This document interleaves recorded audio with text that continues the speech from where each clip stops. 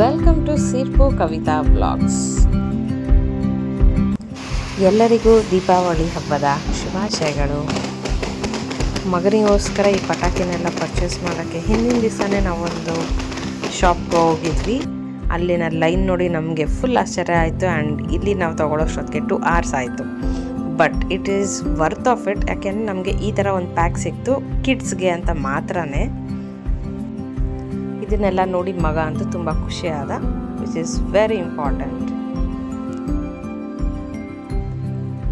ಹಬ್ಬದ ದಿವಸ ಎದ್ದು ದೇವ್ರ ಪೂಜೆ ಎಲ್ಲ ಮಾಡಿ ಸಂಜೆ ಪಟಾಕಿ ಹೊಡೆಯೋಣ ಅಂತ ಸ್ಟಾರ್ಟ್ ಮಾಡಿದ್ವಿ.